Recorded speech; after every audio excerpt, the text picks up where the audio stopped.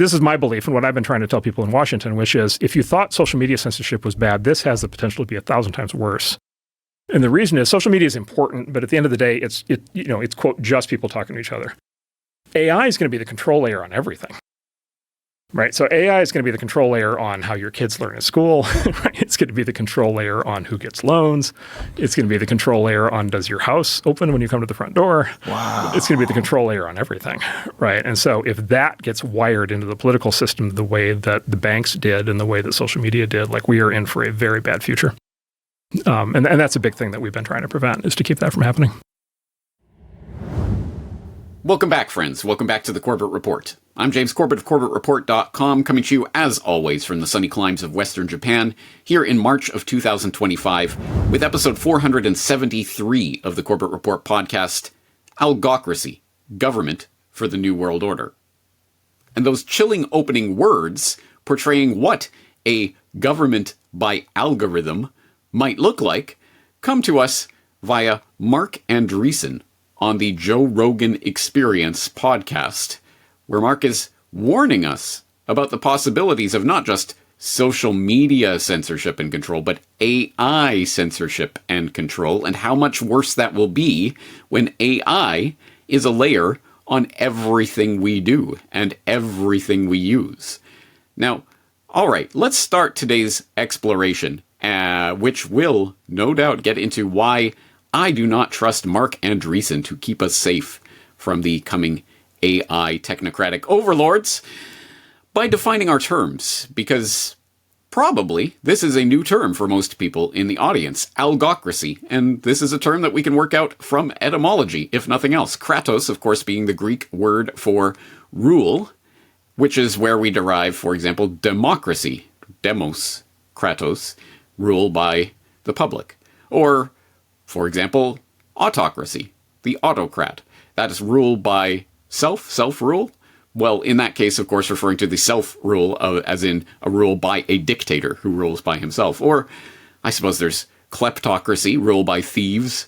Or, as I hope my listeners are aware by now, kakistocracy, rule by the worst or the most evil, which may be an apt description of, well, governing systems generally. But at any rate, algocracy, then, is rule by algorithm. And if you think that such a thing is some far-off weird fantasy that who on earth is even talking about that, well, may I present to you, a completely different clip from the Joe Rogan Experience with Mark Andreessen. I've said publicly, and I'm kind of half joking, that we need AI government. Yeah. You know, it sounds crazy to say, but instead of having this like alpha chimpanzee that runs the tribe of humans, how about we have some like really logical, fact-based, program that makes it like really reasonable and equitable in a way that we can all agree to. Right. And let's govern things in that manner. Curious.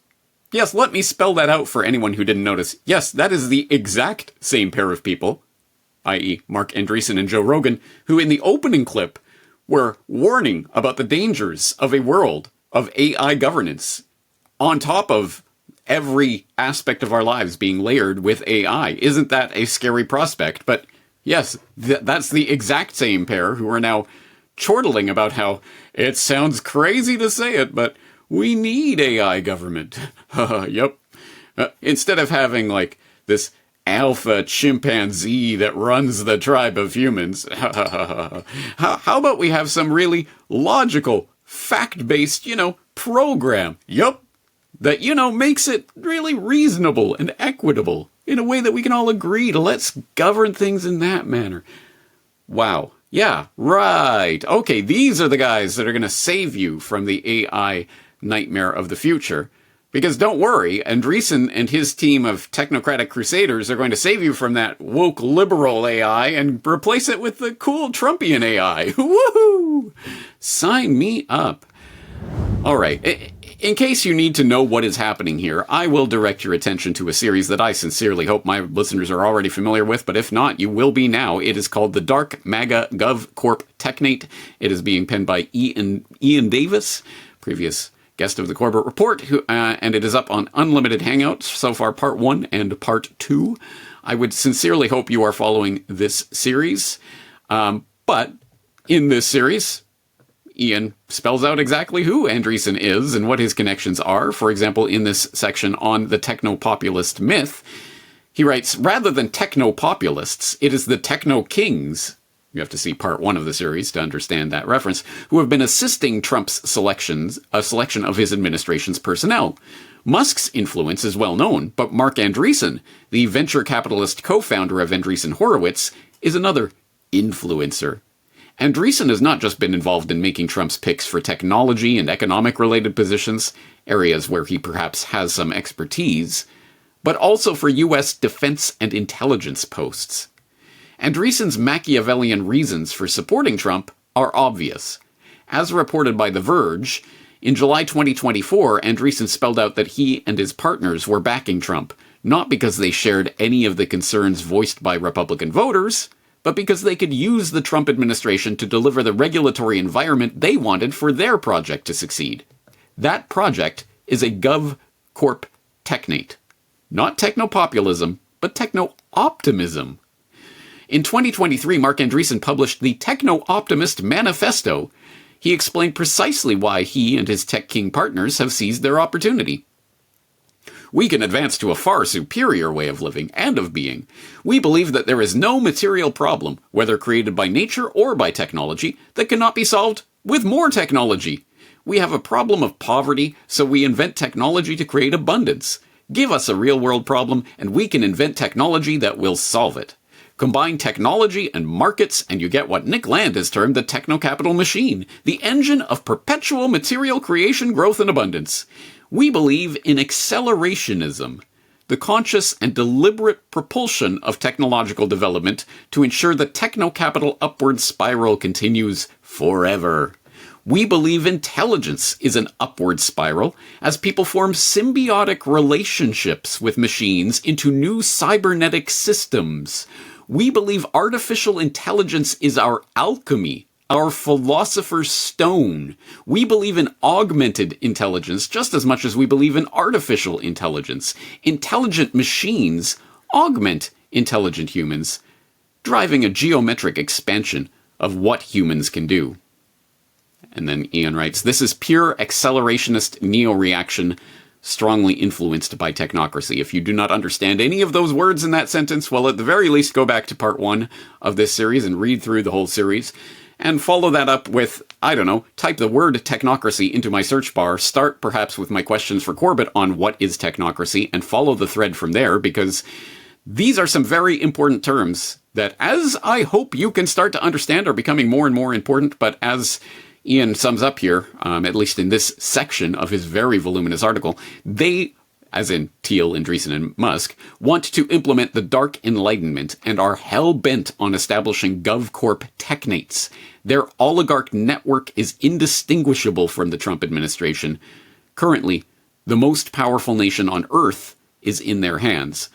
And there are receipts to back all of this up, including some of the ones that that Ian referenced just in those few paragraphs, let alone the many references in the overall series. But for example, yes, as the New Republic was reporting, here are all the tech bros helping Elon Musk gut the government. And of course, they do mention Marc Andreessen was among those directly involved in recruiting and interviewing efforts for positions in Trump's incoming administration.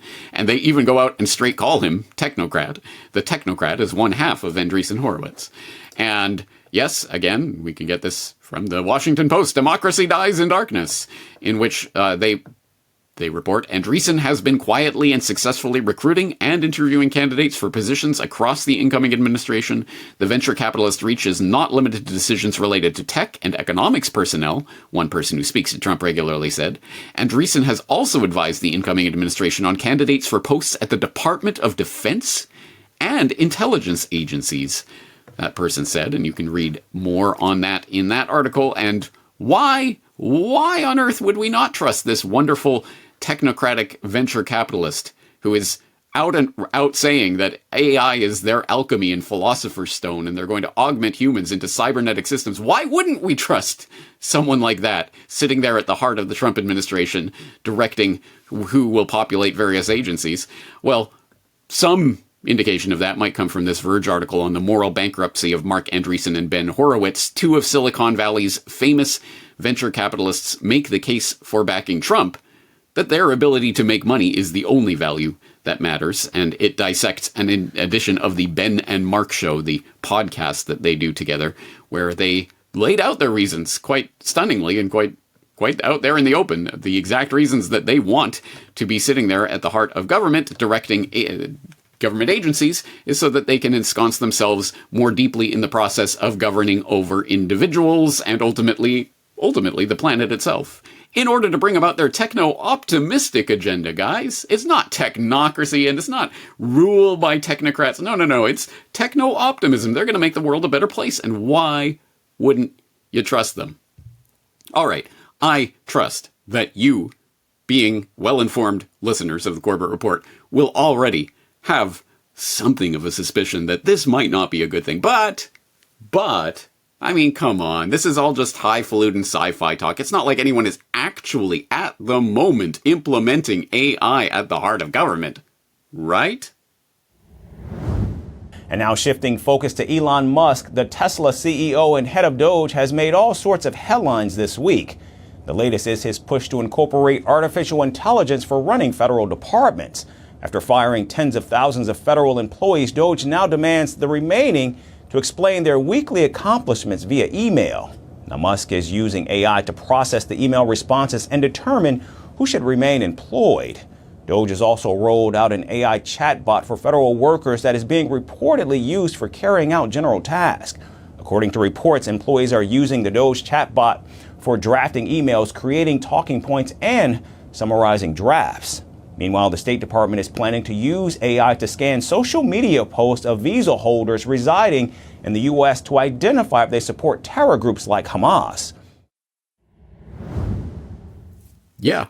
Newsflash for anyone who didn't catch it. The AI algorithmic overtaking of government agencies is already underway thanks to co-president Elon Hipster Soros Musk. Well, anyway, we can follow the thread of this cookie crumb trail from a variety of stories. First, coming at the very beginning of February, Elon Musk ally tells staff AI first is the future of key government agency, which notes that in a Monday morning meeting, Thomas Shedd, the recently appointed Technology Transformation Services Director and Elon Musk ally, told General Services Administration workers that the agency's new administrator is pursuing an AI-first strategy, which was followed up a few days later by this. Elon Musk's Doge is feeding sensitive federal data into AI to target cuts. Representatives from Elon Musk's U.S. Doge service have fed sensitive data from across Education Department into artificial intelligence software to probe the agency's programs and spending. The Doge team is using AI software accessed through Microsoft's cloud computing service Azure to pour over every dollar of money the department disperses, from contracts to grants to work trip expenses, one of the people said. How else are you going to look over all this data? Followed up shortly, Doge will use AI to assess the responses of federal workers who were told to justify their jobs via email, noting responses to the Elon Musk-directed email to government employees about what work they had accomplished in the last week are expected to be fed into an artificial intelligence system to determine whether those jobs are necessary, according to 3 sources with knowledge of the system. The information will go into an LLM, large language model, an advanced AI system that looks at huge amounts of text data to understand, generate, and process human language, the sources said. The AI system will determine whether someone's work is mission critical or not. Followed up by Doge's plan to replace humans with AI are already underway. The civil service is being turned over to machines, which notes that the Trump administration is testing a new chatbot with 1,500 federal employees at the General Services Administration and may release it to the entire agency as soon as this Friday. The bot, which GSA leadership is framing as a productivity booster for federal workers, is part of a broader playbook from Doge and its allies. Speaking about GSA's broader plans, Thomas Shedd, a former Tesla engineer who was recently installed as the director of the Technology Transformation Services, TTS, GSA's AIT division, said at an all-hands meeting last month that the agency is pushing for an AI-first strategy. In the meeting, a recording of which I obtained, Shedd said that, quote, "As we decrease the overall size of the federal government, as you all know, there's still a ton of programs that need to exist, which is a huge opportunity for technology and automation to come into full force." He suggested that coding agents could be provided across the government, a reference to AI programs that can write and possibly deploy code in place of a human. Moreover, Shedd said AI could run analysis on contracts, and software could be used to automate GSA's finance functions.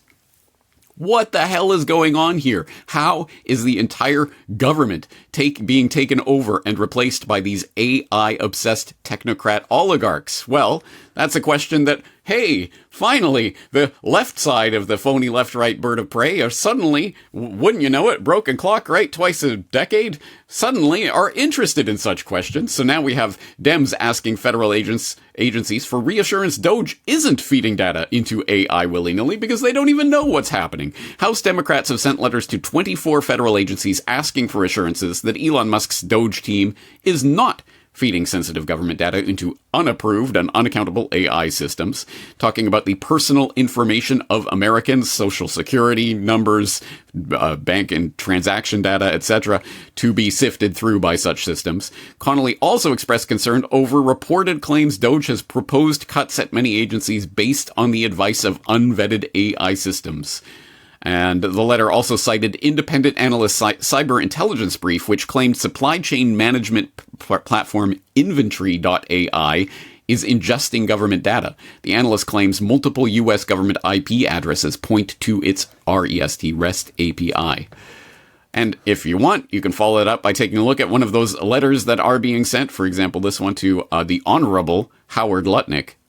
I think honorable is may not be the right word to use there. Anyway, you can go and read through what type of information even the other half of the supposed governance system doesn't even know what that half is doing, or at least what Elon Musk is directing. But it is, of course, not just Elon Musk. He is not the only billionaire tech oligarch with his snoot in this particular pie, lusting to get after not only the data of every single American and everyone else that is snarfed up by the US government, but more importantly, to run AI coding agents on all of that data to get all of the information, tie things together. You know, exactly what the deep state was lusting after with its scuttled program back in 2002, 2003, the Total Information Awareness Office. Remember that, with the all-seeing eye of Horus radiating the entire Earth? Remember how they had to kind of back off on that? Okay, guys, we don't mean that. And who took over that program and who picked up that slack? Oh, suddenly, as soon as the TIA went away,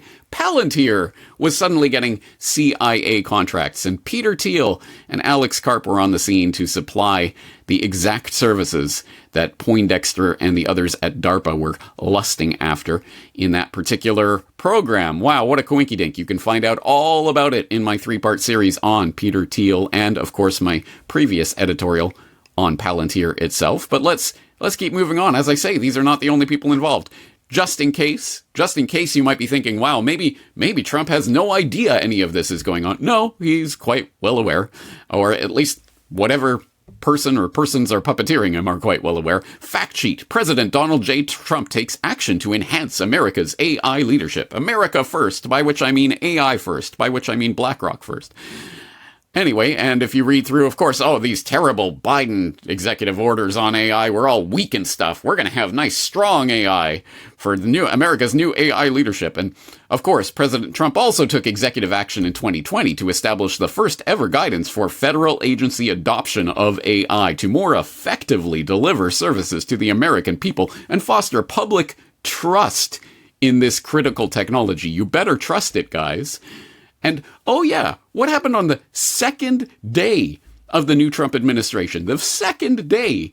Oh, that's right. The big announcement of the $500 billion AI investment in Project Stargate, where Trump appeared alongside his best buddies, Masayoshi Son and Sam Stare into the Orb Altman, and Larry CIA Deep State Oracle Ellison, to announce this wonderful breakthrough AI technology that's going to make America first and great again and all of that jazz. And what kind of things are they specifically working on with this AI technology again? One of the most exciting things we're working on, using the tools that Sam and Masa are providing, is a cancer vaccine. It's very interesting. It turns out, I'll be quick, all of our cancers, cancer tumors, little fragments of those tumors float around in your blood. So you can do early cancer detection. If you can do using AI, you can do early cancer detection with a blood test. And using AI to look at the blood test, you can find the cancers that are actually seriously threatening the person. So we can, again, cancer diagnosis using AI has the promise of just being a simple blood test. Then beyond that, once we gene sequence that cancer tumor, you can then vaccinate the person, design a vaccine for every individual person to vaccinate them against that cancer. And you can make that vaccine, that mRNA vaccine, you can make that robotically, again using AI, in about 48 hours. So imagine early cancer detection, the development of a cancer vaccine for your particular cancer aimed at you, and have that vaccine available in 48 hours. This is the promise of AI and the promise of the future. Shocking, I know, that Mr. Warp Speed Magajab, the president who bragged that the COVID vaccine was the greatest accomplishment of his administration, would have these AI hucksters up there telling us about the marvels of AI engineering, of the next generation of mRNA vaccines or genetic interventions. Wonderful. How could this go wrong? And in case you think that this is all some 5D chess maneuver, guys, don't worry. Trump, who introduced the mRNA, approved Operation Warp Speed to warp speed those jabs right into your arms. He's really against these things, guys. No, he is not. Bill Gates on Trump meeting. Frankly, I was impressed. From January 17th of this year, billionaire, philanthropist, and Microsoft co-founder Bill Gates reflected on a recent dinner he had with President-elect Trump in an interview with the Wall Street Journal, saying he was impressed by the former president. And during the dinner, Trump reportedly got pretty excited as they discussed the potential development of a cure for HIV and polio mitigation efforts. He, in the COVID days, accelerated the vaccine innovation, Gates said. So I was asking him if maybe the same kind of thing could be done here, and we both got, I think, pretty excited about that. Yay, guys! AI-engineered mRNA vaccines coming right up, courtesy of Trump's good buddies like Larry Ellison. Yes, the same Larry. Don't worry, guys. AI will be surveilling you in the bathroom, so policing will improve.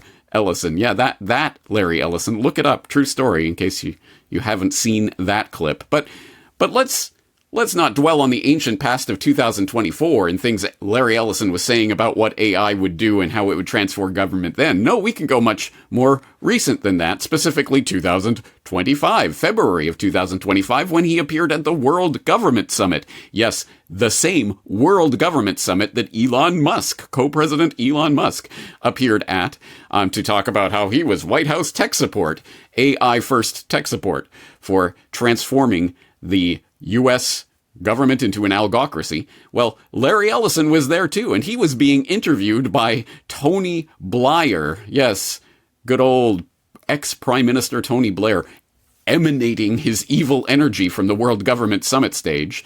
And they were talking about the wonderful ways that AI can transform government as long as governments around the world just feed all of its citizens' data into the AI beast. Tell us a bit about what, because you're right at the forefront of this revolution, what it means for what government should do in terms of its digital infrastructure, digital ID, data centers, and so on. In other words, if AI is really this great, how do I take advantage of it? Because the impacts are enormous. And it's very interesting because almost no one is talking about that. Everyone is talking about, and I will answer the question in just a second. Everyone's talking about these fantastic NVIDIA chips that allow us to build these huge AI models, how the data centers, Oracle's building a 2.2 gigawatt data center that costs between 50 and soon $100 billion to build these data centers and train these models. Because these models are so expensive, you won't build your own as a rule. There'll be a handful of these models. The question is, how do you take advantage of these incredible AI models? And the first thing a country needs to do is to unify all of their data so it can be consumed and used by the AI model. Everyone talks about the AI model, and they are astonishing. But how do you provide a context? I want to ask questions about my country. What's going on in my country? What's happening to my farmers? I need to give it my climate data. Now, it probably has your climate data already, but I need to know exactly what crops are growing in which farms, and to predict the output. So I have to take satellite images. I have to take those satellite images for my country and feed that into a database that is accessible by the AI model. So I have to tell the AI model as much about my country as I can. You tell part of the story with these satellite models. You give it a huge amount of information. You tell it where roads are, where borders are, where your utilities are. So you need to provide a map of your country for the farms and all of the utility infrastructure and your borders. All of that you have to provide. But beyond that, if you want to improve population health, you have to take all of your healthcare data, your diagnostic data, your electronic health records, your genomic data. And in the Middle East, in the UAE, for example, they're incredibly rich in data. They have a lot of population data. The NHS in the UK has an incredible amount of population data, but it's fragmented. It's not easily accessible by these AI models. We have to take all of this data we have in our country and move it into a single, if you will, unified data platform. So we provide context. When we want to ask a question, we've provided that AI model with all the data they need to understand our country. So that's the big step. That's kind of the missing link. We need to unify all of the national data, put it into a database where it's easily consumable by the AI model, and then ask whatever question you like. There we go. Trump's best buddy, Larry Ellison, talking about the ways that AI will be wonderful and transform government as long as it can snarf up every piece of data that any government has on its citizens, its country, its technology, its infrastructure, everything. Just put it all into the AI beast, and then you can ask it anything, and it will tell you the answers and tell you what to cut and tell you what to do. Algocracy. Wonderful thing. All right, what does this look like then? Once we feed all of this data into the maw of the AI behemoth that is being erected before our very eyes, what will be done with that data? What can be done? How can we make the world a better place through the loving embrace of this technology? Well, I don't know. How about, let's imagine some sci-fi fantasy world where you have, of course, video surveillance cameras up everywhere. And, of course, they can be connected quite easily to an AI algorithm that could scan every single person, keep track of them and their whereabouts, who they are, all of their details, financial and otherwise, in real time. So that if they so much as jaywalk, so much as step across the street in an unprescribed area, the facial recognition system will be able to automatically detect that and to detect who they are, identify them, find them, and then in real time go into their bank account and take those funds out so that by the time they finish crossing the street, the funds are already gone. They've already been fined. Psst, I know, that's sci-fi dystopian nonsense. That Big Brother 1984 stuff, that's not really happening in reality, right? No, wrong. It's not only already happening, it's been happening for the better part of a decade.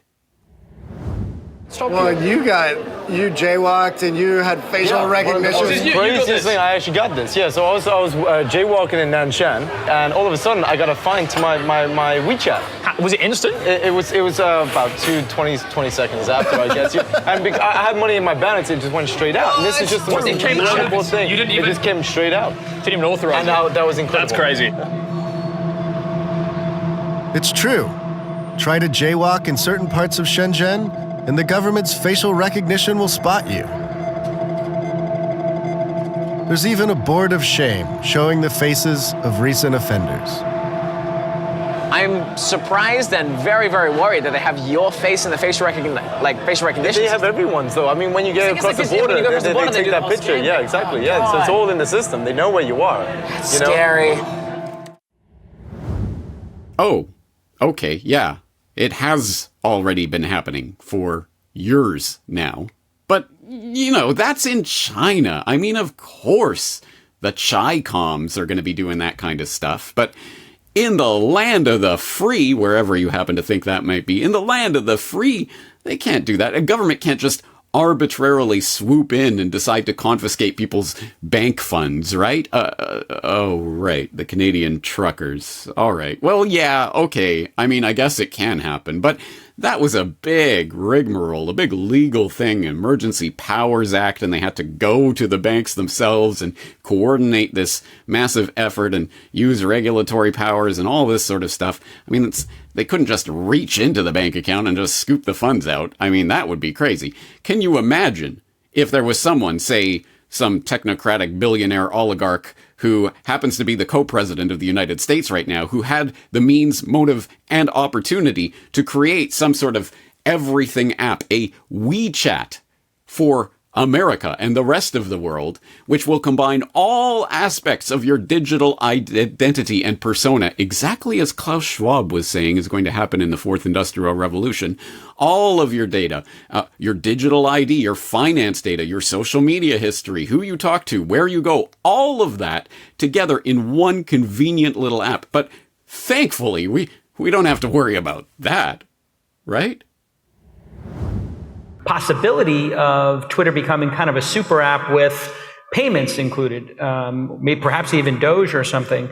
This seems to me, based on your work with David at PayPal, like a pretty brilliant idea. What's the vision there in terms of if you were able to buy it, perhaps at the right price? What would it look like if I could at Jason to at Elon Musk, $10 or something if we were splitting a check or something? Sure. Well, for those that have used WeChat, I think WeChat's actually a good model. If you're in China, it's basically, you kind of live on WeChat. It does everything. It's sort of like Twitter plus PayPal plus a whole bunch of other things and all roll into one with actually a great interface. And it's really an excellent app. And we don't have anything like that outside of China. So I think such an app would be really useful. And it just like the utility of it, of sort of a spam-free thing where you can make comments, you can post videos, you can, I think it's important for content creators to have a revenue share. Now this does not need to be done on Twitter. It could be done from something that's created from scratch. So it could be something new. So really, but I think this thing needs to exist, whether it is converting Twitter to be the sort of like kind of all-encompassing app that, like I said, everything from digital town square where important ideas are debated, maximally trusted and inclusive, and at a point where you sort of have a high trust situation, then payments, whether it's crypto or fiat, can make a lot of sense. We just want something that's incredibly useful and that people love using. So But it's either convert Twitter to that or start something new. Those are the two. But it does need to happen somehow. Ah, right. Okay. WeChat, check. Surveillance, check. Taking all our data, check. Feeding us AI-generated mRNA vaccines, check. Yeah, it's all slotting into place. Wonderful. So what happens if you don't like the direction that things are going? What happens if you were to dissent against this? What would happen if you were to resist the coming of the Algocracy? Oh, don't worry. The Algocracy is prepared for that because, in case you didn't know, death by algorithm is already a thing too. The Israeli Defense Forces' use of AI is not new. I think that the most famous use of AI by the IDF is, of course, the Iron Dome, which is a defensive system that aims to disrupt the threat of missile attacks. This system is partly what defended Israel against Iran's drone and missile attacks in April 2024. The other one is another homegrown weapon that they have called the Smash from Smart Shooter, which is an AI precision assault rifle sight that you add on to handheld weapons. And what it does is it uses advanced image processing algorithms to hone in on a target, sort of like an auto aim in Call of Duty. Another way Israel uses AI is through surveillance of Palestinians in the occupied territories. Every time they pass through one of the hundreds of checkpoints, their movements are being registered. Their facial images and other biometrics are being matched against a database. But we're now learning more about the AI systems that choose bombing targets in Gaza from two reports in the Israeli publications 972 and Local Call. Gospel is a system that produces bombing targets for specific buildings and structures in Gaza. It does this by working in conjunction with other AI tools. And like any AI system, the first step is the large-scale collection of data. In this case, surveillance and historical data on Palestinians and militant locations in Gaza.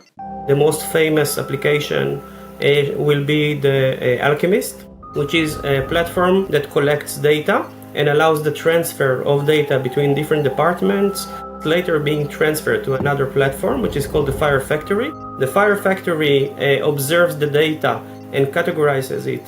The generated targets are generally put into one of four categories. First, tactical targets, which usually include armed militant cells, weapons warehouses, launchers, and militant headquarters. Then there are underground targets, primarily tunnels under civilian homes. The third category includes the family homes of Hamas or Islamic Jihad operatives.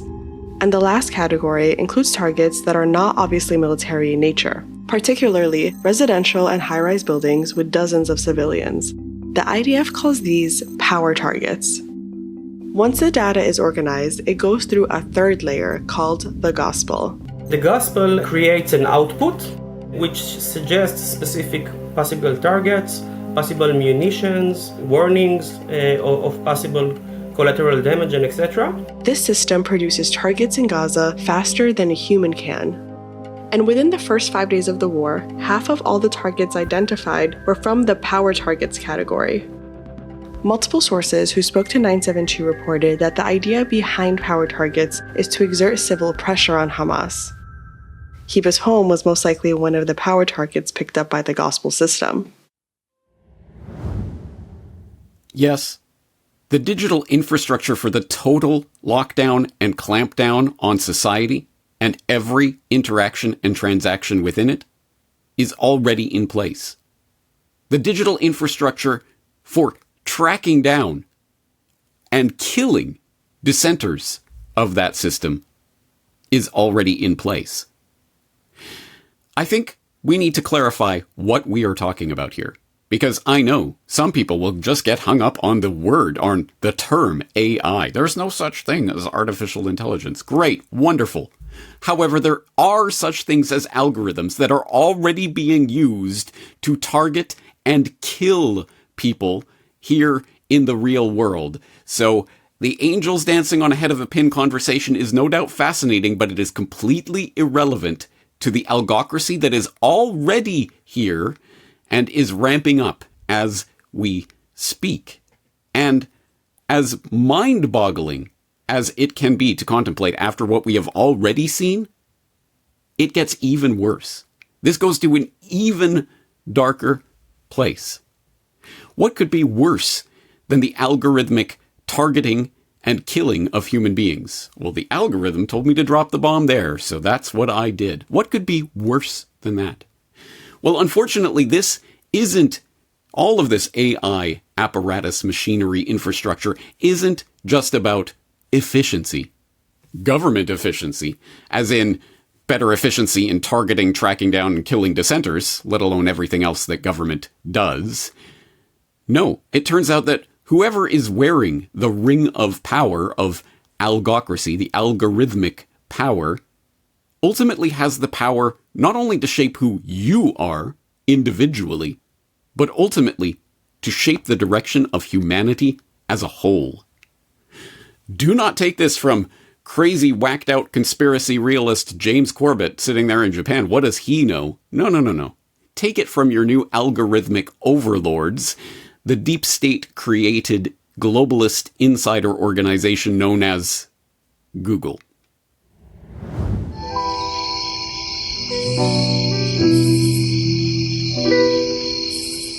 Initially, the notion of a goal-oriented ledger may be user-driven.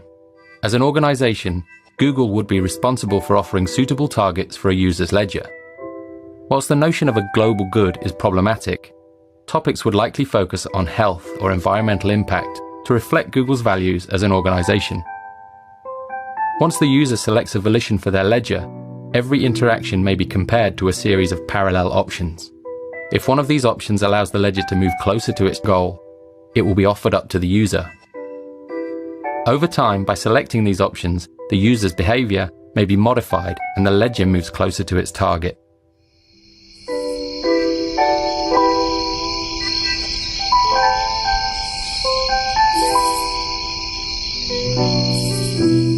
As this line of thinking accelerates and the notion of a goal-driven ledger becomes more palatable, suggestions may be converted not by the user, but by the ledger itself. In this case, the ledger is missing a key data source, which it requires in order to better understand this user. In order to plug the gap in its knowledge, the ledger begins searching for a device which delivers the required data when used. From this list, the ledger begins sorting the options most likely to appeal to the user in question. In situations where no suitable product is found, the ledger may investigate a bespoke solution. By analyzing historical data, it is increasingly possible to discern qualitative information such as taste and aesthetic sensibility, which may be used in the creation of a design proposal. With the advent of technologies such as CNC milling and the emergent possibilities of 3D printing, a custom object may be created to trigger this user's interest. In this way, the ledger is able to plug gaps in its knowledge and refine its model of human behavior.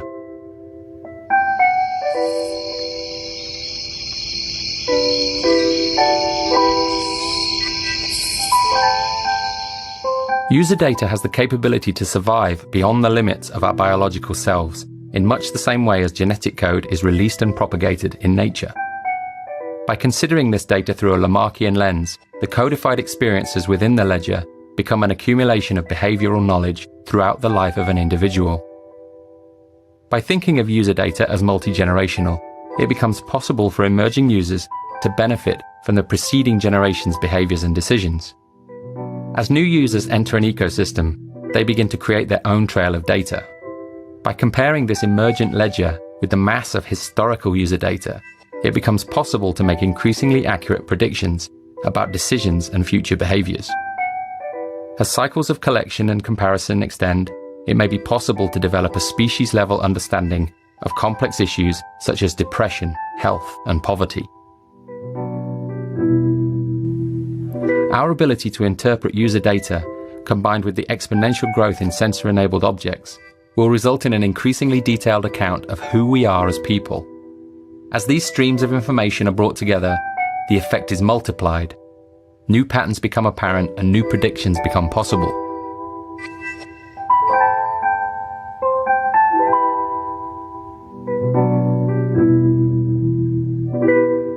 Since the 1970s, huge efforts have been made in sequencing the human genome. Today, after many years of research and billions of data points, that sequence is known. By adopting a similar perspective with user data, we may begin to better understand its role. Just as the examination of protein structures paved the way to genetic sequencing, the mass, multi-generational examination of actions and results could introduce a model of behavioral sequencing. As gene sequencing yields a comprehensive map of human biology, researchers are increasingly able to target parts of the sequence and modify them in order to achieve a desired result. As patterns begin to emerge in the behavioral sequences, they too may be targeted. The ledger could be given a focus, shifting it from a system which not only tracks our behavior, but offers direction towards a desired result. We are at the very beginning of our journey of understanding in the field of user data. By applying our knowledge of epigenetics, inheritance, and memetics to this field, we may be able to make mental leaps in our understanding, which could offer benefits to this generation, to future generations, and the species as a whole. I sincerely hope that people understand the gravity of what is being put out there. And by the way, that video is nearly a decade old now, but there it is, from the horse's mouth itself, the plan for the engineering of humanity. And the things that such algorithmic control would be capable of we are barely capable of understanding, grasping the significance of this. I mean, creating bespoke products so that you would be more likely to buy it in order to feed the algorithm the type of data that it wants based on its preferences for you and your life. Things get very, very dark very quickly. Because don't worry, guys, it's for the good of humanity, as determined by, let me check my notes. Oh, right. Larry Ellison, Elon Musk, any of these other technocratic overlords, or the people pulling their strings. This is a game for all the marbles, and I trust that if you have followed me through all these twists and turns, and more than that, more than simply followed, actually gone through this information for yourself, followed the links back that will all be there at corbettreport.com/algocracy. All of this information is there for you to check, to vet, to verify, to see for yourself where things are going. But I trust that once you do so and you realize I am not lying to you, that this information is all out there and it does add up to this coming new governing paradigm for the new world order that we're goose-stepping into, you will understand the severity of this situation. But that's only half the battle, maybe not even that. Because, as always, the real operative question is, what do we do about this? What do we do with this information? And unfortunately, I am not going to provide you with the simple 3-step solution to solving all these problems in the next 10 minutes. No, unfortunately, I don't think it's going to work like that. Now, I suppose there is the simplest solution. Just ditch all technology whatsoever. Just don't feed the algorithms any information. Just go completely off-grid. And if you can accomplish that and thrive, good on you. I certainly wouldn't dissuade you from that. However, I can't even persuade even people, fellow people in the independent media, not to use Twitter. So I think the idea of completely ditching our digital lives is probably not going to happen en masse or even on an individual basis anytime soon. So we are heading into this digital dystopia one way or another. So what do we do about it? And I am all ears for suggestions. And believe you me, if there are good suggestions, please, Corbett Report members, leave your ideas in the comment section. Exactly what to do about this problem, how to solve this problem. You better believe I will do Solutions Watch galore on this issue if there are good ideas. I'm afraid I don't see many good options at the moment, other than, of course, trying to starve the beast in every way possible. But one thing that I do know is that we cannot possibly even start to combat an agenda that we can't name, that we can't identify, that we can't say, put our finger on and say, look, this is what is happening. And that's why today, at the very, very least, I hope that I have put on the plate a new term that we can understand and that we can use to explain what is happening to other people.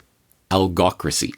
I have a feeling this will be an important word for all of us going forward. So, as I say, all of the notes to all of the resources that we have gone over today will be at corbettreport.com/algocracy. And as I say, Corbett Report members wholeheartedly encouraged to log in and to leave your suggestions in the comment section. I am all ears, as I'm sure everyone else is as well. But that's going to do it for today's exploration. I'm James Corbett of CorbettReport.com, thanking you for investing your time in this incredibly important subject, and looking forward to talking to you again in the near future. The Deep State.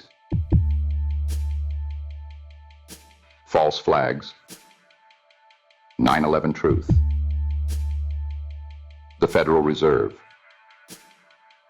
Secret wars and hidden histories. Fake news. Medical martial law. Ceaseless propaganda.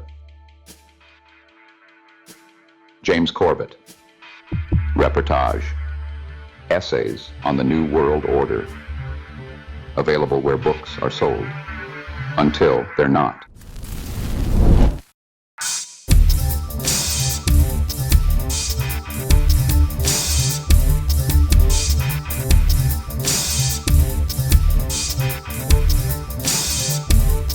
Reportagebook.com